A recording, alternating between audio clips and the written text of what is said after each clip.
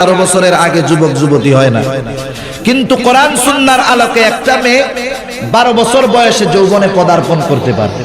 আর science তো বলে আরো আজীব কথা, আমাদের এলাকায় বা আপনাদের এলাকায় এখন আছে কিনা জানি না, এখন তো সবাই চাষের ধান খায়, আমাদের এলাকায় ইরি ধান বলে, ইরি ধান।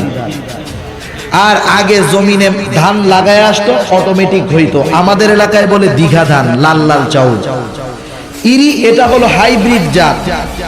এই ইরি ধান এর ভিতরে কীটনাশক দেওয়ার কারণে মানুষের শরীরের ভিতরে এতটা প্রভাব বিস্তার করে, কখনো কখনো কোনো মেয়ে 6 বছর বয়সে এসে যুবতীর মতো অবস্থা তার হয়ে যায়। অর্থাৎ তার যেই বিশেষ ঋতু, একটা বিশেষ কিছু আল্লাহ তাআলা তাকে দিয়েছেন, 6 বছর বয়সে চালু হয়ে যায়। তার মানে যৌবনের স্বাদ উপভোগ করার বয়স তার 7-8 বছরেও হয়ে যায়। যার কারণে মাঝে মধ্যে পত্রিকায় ইন্টারনেটের খবরে দেখা যায় 1, 2, 3, 4 এর ছেলে মেয়ে জেনায় লিপ্ত হয়েছে। ঠিক কিনা বলেন? এটা তো আগে ছিল না, এখন হলো 12 বছর সর্বোচ্চ সময় ইসলাম বলে দিল।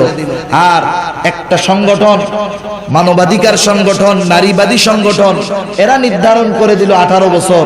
কিন্তু অধিকাংশ সময় 18 বছরের আগে একটা মেয়ে তার সতীত্বকে কতটুকু রক্ষা করতে পারে আল্লাহই ভালো জানে। আল্লাহ হেফাজত করুক, সকলে বলি আমিন। তাই প্রত্যেকটা বয়সের সময় এক একটা নারীর এক একটা বয়সে যখন আসবে, সে যখন যৌবনে পদার্পণ করবে, তার উপরে দায়িত্ব হলো তার যৌবনকে হেফাজত করা। কি করা? হেফাজত করা। এমন ভাবে না চলা, এমন ভাবে চলাফেরা না করা যাতে তার উপরে কেউ আকৃষ্ট হয়ে তাকে ইফটিজিং করতে পারে। কিন্তু সমাজের পরিস্থিতিটা কেমন? একদল নারীবাদী মানুষ, এদের সংখ্যা খুবই কম, 100-200 হবে কিনা সন্দেহ।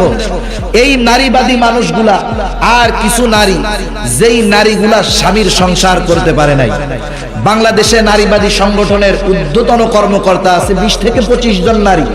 এদের প্রত্যেকের ব্যাপারে খোঁজ নিয়ে দেখা গেছে 3, 4, 5 স্বামীর সংসার করে টিকতে পারে নাই, লাস্টে তসলিমার কাছে মুড়ি ধুইছে। সব ওই গ্রুপের লোক।